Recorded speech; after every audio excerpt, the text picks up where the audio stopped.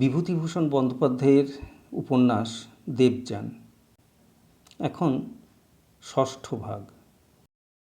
বুড়ো শিবতলার ঘাটে অশ্বত্থতলায় যতীন অন্যমনস্ক হয়ে বসেছিল। পুষ্প মাঝে মাঝে কোথায় যায়, আজও বেরিয়েছে।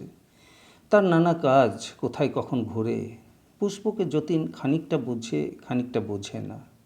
পুষ্পের ভালোবাসায়, সেবা যত্নে তার বহুদিনের বুভুক্ষু প্রাণ তৃপ্ত হয়েছে বটে, কিন্তু সঙ্গিনী হিসাবে যতীনের মনে হয় পুষ্প অনেক উঁচু। সে পুষ্পকে ভালোবাসে, শ্রদ্ধা করে, এমনকি কিছু কিছু ভয়ও করে। তার সঙ্গে কিন্তু মন খুলে কথা বলা যায় না, বলতে চাইলেও মুখে অনেকটা আটকে যায়। এমন সুখ, শান্তি, আনন্দের মধ্যেও যতীন নিজেকে খানিকটা একা মনে না করে পারে না। আশা, আর যদি আশা এইসব সুন্দর দিনে সুন্দর প্রাকৃতিক দৃশ্যের মধ্যে বসে আশার কথাই মনে হয়। আরও মনে হয় সে বড় হতভাগিনী, তার এত ভালোবাসা আশা বোঝেনি। আশা যদি বুঝতো, তার মূল্য দিত, হতভাগিনী নিজেই কত তৃপ্তি পেত। তার ইচ্ছা হয় যখন তখন আশার কাছে যায়, কিন্তু পুষ্প তাকে যেতে দেয় না। এর কারণ যতীন জানতো না। আশার জীবনের অনেক ব্যাপার পুষ্প যা জানে, যতীন তা জানে না। পাছে এসব দেখলে যতীনের মানসিক যন্ত্রণা বেড়ে যায়, সেজন্যে পুষ্প প্রাণপণে সেসব জিনিস ওর দৃষ্টি থেকে লুকিয়ে রাখতে চায়। যার কোনো প্রতিকার করবার ক্ষমতা নেই, তা ওকে জানতে দিয়ে কোনো লাভ নেই। যতীন জানত আশা খেয়ালের বশে অভিমান করে বাপের বাড়ি গিয়ে উঠেছিল এবং অভিমানের দরুনই তার সঙ্গে দেখা করেনি।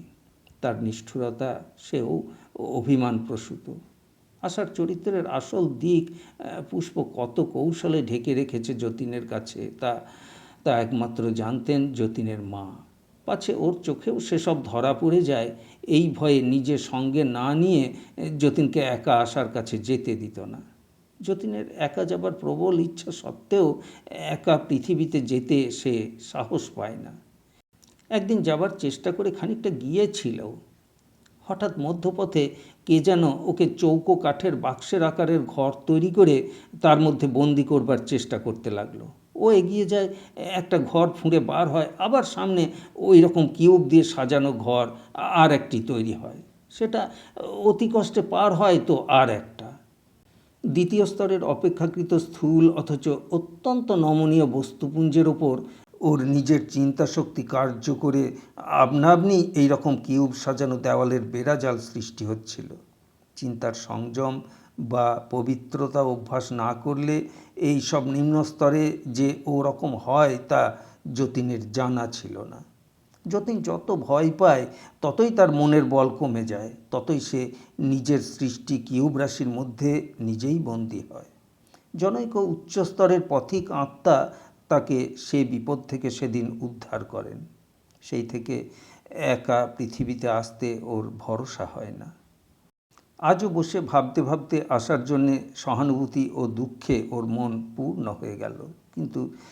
কিন্তু কি করবার আছে তার? অশরীরী অবস্থায় আসার কোনো উপায়ই সে করতে পারে না, অন্তত করবার উপায় তার জানা নেই। হঠাৎ তার প্রবল আগ্রহ হলো আর একবার সে আশার কাছে যাবার চেষ্টা করবে। এলোমেলো চিন্তা মন থেকে সে দূর করবে ভেবে ভেবে চণ্ডীর একটা শ্লোক তার মনে পড়ল। ইয়া দেবী সর্বভূতেষু দয়ারূপেণ সংস্থিতা নমস্তস্যৈ নমস্তস্যৈ নমস্তস্যৈ নমো নমঃ। এই শ্লোকটা এক মনে আবৃত্তি করতে করতে সে ইচ্ছা করলে যে পৃথিবীতে যাবে, আশাদের বাড়িতে, আশার কাছে। পরক্ষণে সে অনুভব করলে সে মহাশূন্যে মহাবেগে কোথায় নীত হচ্ছে। গতির বেগে তার শরীরে শিহরণ এনে দিলে মন মাঝে মাঝে অন্যদিকে যায়, আবার ফিরিয়ে এনে জোর করে চণ্ডীর শ্লোকের প্রতি নিবদ্ধ করে। এই তো তার শ্বশুরবাড়ির পুকুর, ওই তো সামনেই বাড়ি। বড় মজার ব্যাপার তো এটা। এখনও যতীন বুঝতে পারে না কি করে সে চিন্তা করা মাত্রই ঠিক জায়গায় এসে পৌঁছে গেল। এরোপ্লেন যারা চালায় তাদের তো দিক ভুল হয়, বিপাকে বেঘোরে কষ্ট পায়, কিন্তু কি নিয়ম আছে এ জগতে যে জনৈক অজ্ঞ আত্মা শুধুমাত্র চিন্তা দ্বারা গন্তব্যস্থানে এসে পৌঁছয়। রাত্রি, আশা দোতলার ঘরে ঘুমুচ্ছে। ও গিয়ে তার শিয়রে বসল। খানিকটা পরে দেখলে আশার দেহের মধ্যে দিয়ে ঠিক আশার মতো আর একটি মূর্তি বার হচ্ছে।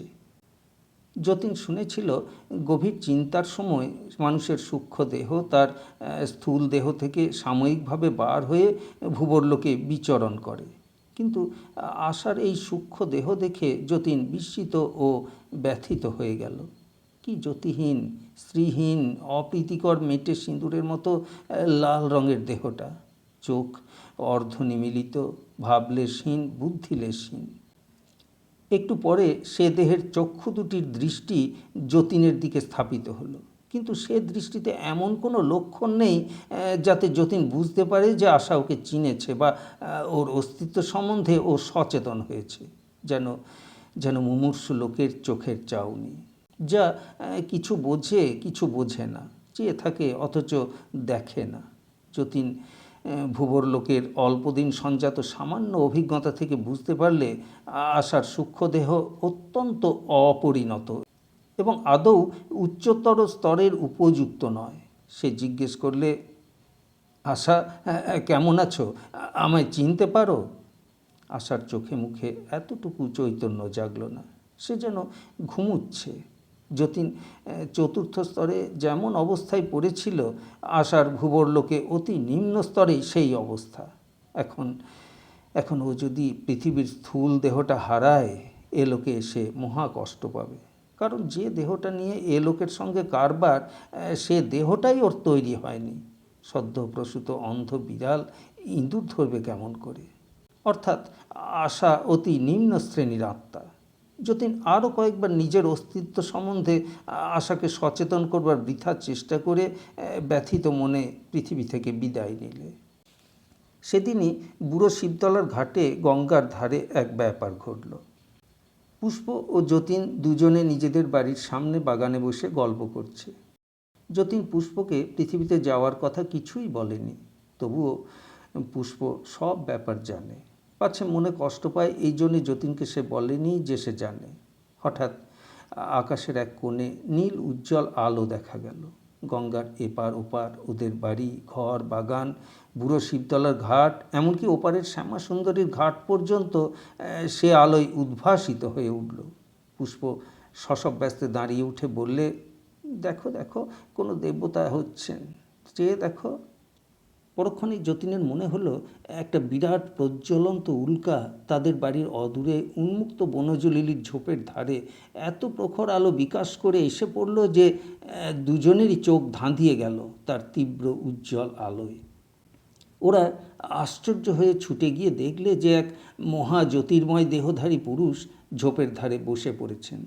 অমন মহিমময় স্ত্রী যে পৃথিবীর মানুষের হয় না, তা দুবার দেখে বুঝতে হয় না। দুজনেই বিস্ময়ে ভয়ে আড়ষ্ট হয়ে দূরে থেকে চেয়ে দেখছে।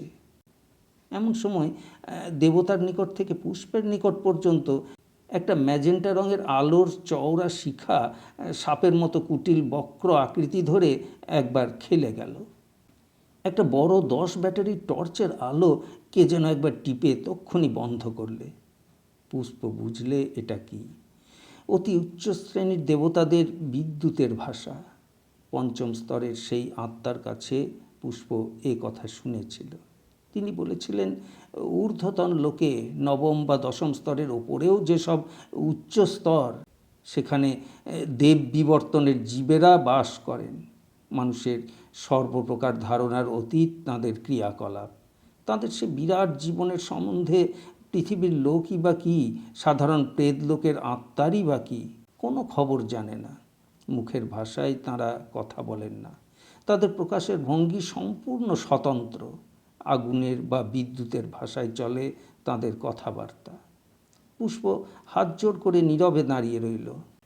পুনরায় মহাব্যস্ত ও ক্ষিপ্র আর একটা তীব্র বিদ্যুৎ শিখা ওকে এসে স্পর্শ করতেই ওর মনের মধ্যে চিন্তায় এই প্রশ্ন জাগল, আমি কোথায়? দেবতাকে দেখা যায় না, তার স্থানে শুধু একটা আলোর মণ্ডলী পরিদৃশ্যমান। পুষ্প বললে, দেব, আপনি পৃথিবীর আত্মিক লোকে। আবার বিদ্যুতের শিখা। পুষ্পর মনে পুনরায় প্রশ্ন জাগল, পৃথিবী কি? পুষ্প বললে, পৃথিবী একটা ক্ষুদ্র গ্রহ, সূর্যের চারিদিকে ঘোরে। পুষ্পের এই কথাগুলো কিভাবে দেবতা বুঝলেন পুষ্প জানে না। বোধহয় এই উত্তরগুলো চিন্তারূপে দেবতার নিজের মনে জাগছিল। পৃথিবীর ভাষায় অনুবাদ করলে দুজনের কথাবার্তা খানিকটা নিম্নোক্ত রূপ দাঁড়ায়। পুনরায় প্রশ্ন হলো, বিশ্বের কোন অংশে? পুষ্প বিপদে পড়ে এক মনে সেদিনকার সেই দেবতাকে স্মরণ করলে। এসব প্রশ্নের উত্তর দেওয়া তার সাধ্যের অতীত। আশ্চর্যের উপর আশ্চর্য, সেদিনকার সেই শৈল শিখারূঢ় দেবতা তখনই তার সম্মুখে তার জ্যোতির্ময় দেহ নিয়ে আবির্ভূত হলেন। পুষ্প প্রণাম করে বললে, দেব, আমি সামান্য মানবী। উনি যে প্রশ্ন করছেন আমি তার কি উত্তর দেব? আমার বিপদ থেকে উদ্ধার করুন। তারপর সে দ্বিতীয় দেবতাটির পানে কৃতজ্ঞতা ও বিস্ময়পূর্ণ দৃষ্টিতে চেয়ে রইল। তিনি সেদিন বলেছিলেন বটে, স্মরণ করলেই আমি আসব। পুষ্প কথা বিশ্বাস করেনি। সে মহা অপরাধী দেবতার কাছে। ছি ছি, কি অবিশ্বাসী তার আত্মা। কিন্তু এ চিন্তা চাপা পড়ে গেল আর এক আশ্চর্য ব্যাপারে। দুই দেবতার মধ্যে যেন তীব্র বিদ্যুৎ শিখার ক্ষিপ্র আদান প্রদান চলছে। পৃথিবীর কোনো ঘটনার উপমা দ্বারাই তার স্বরূপ বোঝানো যাবে না। দুখানা বড় যুদ্ধ জাহাজ যেন পরস্পরের উপর তীব্র অক্সি হাইড্রোজেন আলোর সার্চ লাইট নিক্ষেপ করছে। দুই বিরাট দেবতার কথাবার্তা চলছিল। পরে এই কথাবার্তা পৃথিবীর ভাষায় অনুবাদ করে পুষ্পের দেবতা বন্ধু তাকে যা বলেছিলেন তা এই রূপ। পুষ্পের দেবতা বন্ধু বিস্মিত হয়ে জিজ্ঞেস করলেন, আমার অভিনন্দন গ্রহণ করুন। আপনি কে দেব? আগন্তুক দেবতা বললেন, আমি কোথায়, আগে বলুন।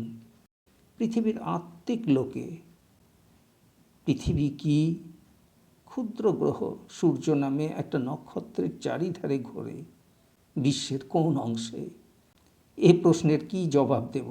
ছায়াপথ দ্বারা সীমাবদ্ধ যে নক্ষত্র জগৎ তারই এক অংশে। আপনি কোন অংশের অধিবাসী? এর উত্তরে আগন্তুক দেবতা বললেন, আমার কথা শুনে হয়তো আপনি বিশ্বাস করবেন না। আমি বহু বহু দূরের অন্য নক্ষত্র জগতের অধিবাসী। আমি বহু কোটি বৎসর পূর্বে ভ্রমণে এবং নতুন দেশ আবিষ্কারে বেরিয়েছিলাম। আমার চৈতন্য যতদিন হয়েছে আমার মনে এক অদম্য পিপাসা ছিল বিশ্বের প্রত্যন্ততম সীমা আবিষ্কার করব। কি কি নতুন দেশ এতে আছে দেখব। এতকাল ধরে বেগবান বিদ্যুতের অপেক্ষাও দ্রুততর গতিতে শুধু শূন্যে বেড়াচ্ছি। সম্প্রতি নক্ষত্রের, গ্রহের, নানা জগতের ও বিভিন্ন লোকের গোলকধাঁধার অরণ্যে দিশাহারা হয়ে এখানে শক্তিহীন, অবসন্ন ও বিমূঢ় অবস্থায় এসে পড়েছি। নক্ষত্র ও বস্তু জগৎ এখানে এত বেশি কেন? এ দুটি প্রাণী কোথাকার লোক? এই দুই জীব পৃথিবীর তৃতীয় স্তরের অধিবাসী। পুরুষটি সম্প্রতি বস্তু স্তর থেকে আত্মিক স্তরে এসেছে। ওরা নিতান্ত নিরীহ, অজ্ঞ। মেয়েটি কিছু উন্নত, তাও জ্ঞানে নয়, প্রেমে। যতীন এতক্ষণ শ্রদ্ধায়, ভয়ে ও গভীর বিস্ময়ে আড়ষ্ট হয়ে পিছন দিকে দাঁড়িয়েছিল। সে এই কথাবার্তার বিন্দু বিসর্গও বুঝছিল না। তার মনে অত উচ্চ দেবতাত্মাদের চিন্তা প্রতিফলিত হবার কোনো সম্ভাবনা ছিল না। পুষ্প ওর দিকে চেয়ে কথা বলতে সে বুঝলে যে তার সম্বন্ধে কোনো কথা বলা হচ্ছে। সে এগিয়ে এসে প্রণাম করে চুপ করে রইল। এত বড় জ্যোতির্ময় আত্মা সে আর কখনো দেখেনি। দেবতা বললেন, কোথায় এসে পড়েছি? বিশ্বের কোন অংশে যে আছি তা কিছুই বুঝতে পারছি না। তুমি কোন একটা গ্রহের নাম করলে, যে নক্ষত্রটার চারিধারে ঘোরে সেটা আমি নতুন দেখলাম। নক্ষত্রটা খুব বড় নক্ষত্রের দলে পড়ে না এবং ওর আলোও পরিবর্তনশীল। আমি বার কয়েক ওর আলোকে বাড়তে কমতে দেখেছি। ওর নাম কি বললে? সূর্য। পুষ্প তার নিজের চিন্তার কিছু অংশ এবার যতীনের মনে চালনা করলে। সে বেচারা চুপ করে দাঁড়িয়ে আছে, বুঝছে না কোন ভীষণ মহাপুরুষের সামনে দাঁড়িয়ে পুষ্প পোড়ার মুখী কথা বলছে। জানুক ও বুঝুক কিছু। পুষ্পের মনের মধ্যে দিয়ে ওদের কথাবার্তা যতীন বুঝতে পারলে এবং বুঝে অবাক হয়ে গেল। পুষ্প ভাবছিল, এ আবার কোন উচ্চস্তরের কী ধরনের লোক রে বাবা, যে সূর্যের নামটাই শোনেনি কখনো, পৃথিবী তো দূরের কথা। কথাটা মনে হয়ে তার বড় হাসি পেল। ছি, হাসি সামলে নিয়ে সে বললে, আপনার কথা শুনতে বড় আগ্রহ হচ্ছে। আপনি আপনি আমাদের বাড়িতে বসে একটু বিশ্রাম করুন, আর দয়া করে বলবেন কি দেখলেন এতকাল ধরে। আগন্তুক ওদের বাড়ির বাইরে পাথরের বেঞ্চিতে এসে বসলেন। যতীন সম্ভ্রমে উদ্ভ্রান্ত ও দিশাহারা হয়ে হঠাৎ বিনীতভাবে বলে বসল, একটু চা খাবেন স্যার? পুষ্প মুখে আঁচল চাপা দিয়ে অতি কষ্টে হাসি দমন করে বললে, কি যে তুমি করো যতুদা, পৃথিবীর অভ্যেস তোমার এখনও গেল না। চা খাবে কে, আর আর সার বলছো কাকে? যতীন অপ্রতিভ হয়ে অধিকতর বিনীত ভাব ধারণ করলে। এই দুই নবদৃষ্ট আত্মার কাণ্ড দেখে আগন্তুক দেবতার মন কৌতুকে ও আনন্দে পূর্ণ হয়ে উঠল। কোথাকার জীব এরা, অথচ দেখো কি সুন্দর হাসে। মহামহেশ্বরের বিচিত্র সৃষ্টি শুধু বিরাটতার দিক থেকেই নয়, আধ্যাত্মিক সৌন্দর্যেও এর কি রহস্যময় মূর্তি। এরা কেন হাসছে, কী নিয়ে কথা বলছে তা তিনি বুঝতে পারছিলেন না। আর একটা কথাও তিনি বোঝেননি। তাই এখন পুষ্পকে প্রশ্ন করলেন, গ্রহের জড়লোক আর আত্মিক লোক কী বলছো, বুঝতে পারলাম না তো, সেটা কি? পুষ্প বললে, প্রভু, আমরা যখন পৃথিবীতে জন্মগ্রহণ করি তখন আমাদের দেহ অন্য পদার্থ দিয়ে তৈরি হয়। সে দেহ স্থূল, সেখানকার সব জিনিসই এই ধরনের স্থূল পদার্থে গড়া। তারপর একটা সময় আসে যখন সেই স্থূল দেহটা নষ্ট হয়ে যায়, তখন আমরা এই আত্মিক লোকে আসি। কেন প্রভু, আপনি কি জানেন না? দেবতা বললেন, শুনেছি বটে, এমন হয় কোনো কোনো গ্রহের জীবের ক্ষেত্রে। আমার অভিজ্ঞতা নেই। আমায় সেখানে একবার নিয়ে যাবে, তোমাদের এই পৃথিবী গ্রহের জড়লোকে? কিন্তু সেখানে আপনি যেতে পারবেন দেব, অত স্থূল রাজ্যে? দেবতা হেসে বললেন, আমি পথিক, কত বিরুদ্ধ ভাবের মধ্যে দিয়ে চলা অভ্যেস করতে হয়েছে আমাকে, তবেই বিশ্ব ভ্রমণ করা সম্ভব হয়েছে।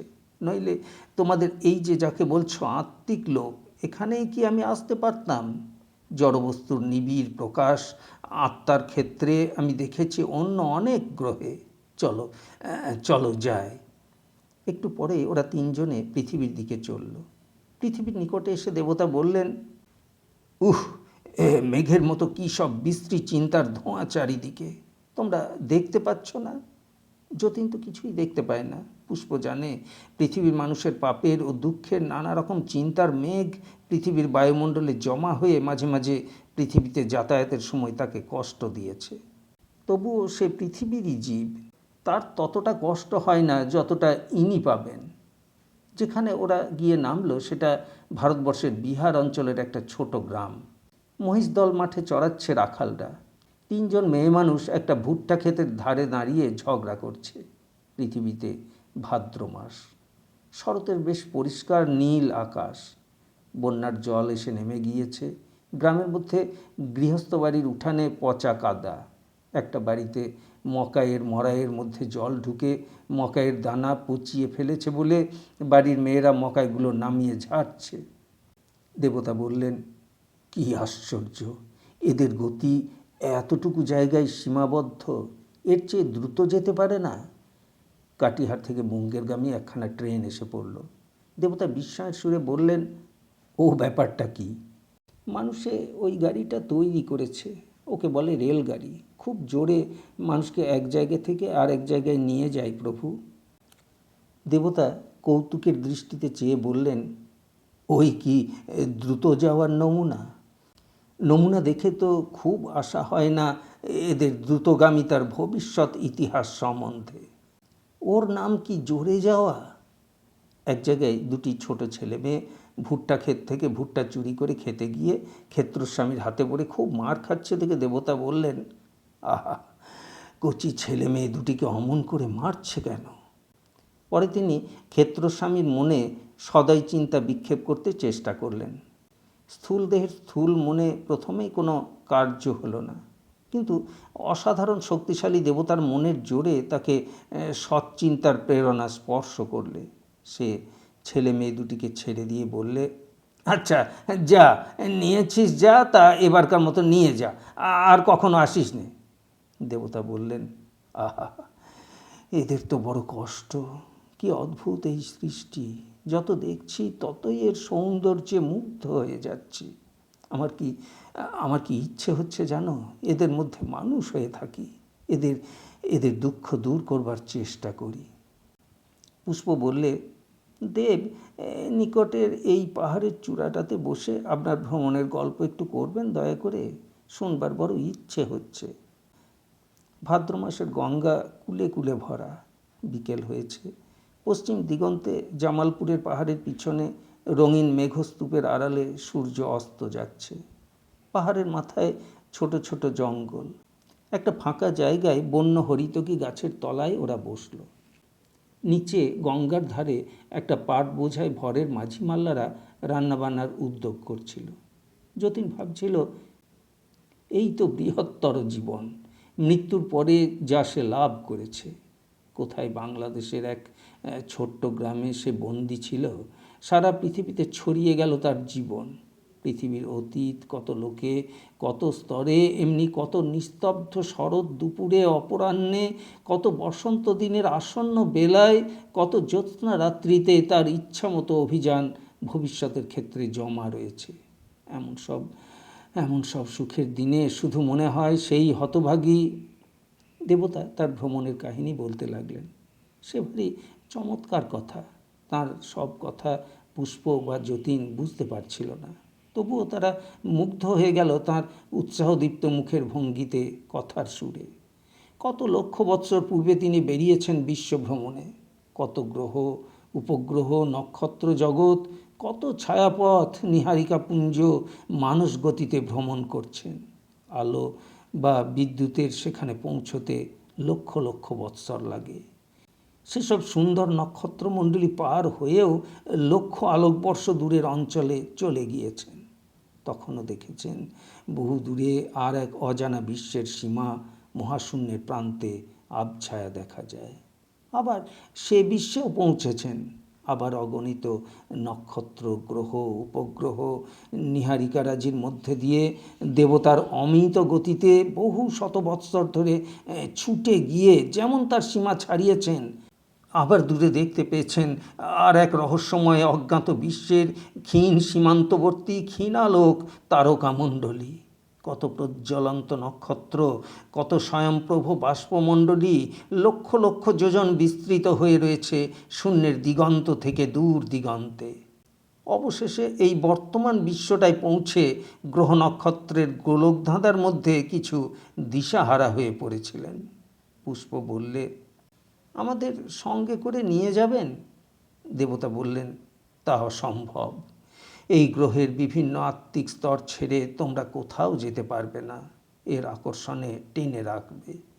সে দেহ তোমাদের তৈরি হয়নি। তবে আর কিছুকাল অপেক্ষা করো। কাছাকাছি বহু অদ্ভুত জগৎ আছে, সেখানে তোমাদের নিয়ে যাব। আমায় স্মরণ করো না, তাতে আমি আসব না। যখন তোমরা তার উপযুক্ত হয়েছ বুঝব, আমি নিজেই আসব। এখন আমি যাই। আর একটা বিষয়ে সাবধান থেকো। তোমরা দেখতে পাচ্ছ না, আমি পাচ্ছি। তোমাদের এই গ্রহটার চারিদিক ঘিরে একটা বিরাট শক্তিশালী চৌম্বক ঢেউ বইছে। সেটা সব সময় তোমাদের ওই পৃথিবীর দিকে টানছে। এই ঢেউয়ে পড়লে ঘুরিয়ে নিয়ে এসে ওই পৃথিবীর জড়লোকে তোমাদের ফেলে পুনরায় জড়দেহ ধারণ করাতে বাধ্য করবে। এটাকে পুনর্জন্মের ঢেউ বলা যেতে পারে। খুব সাবধান।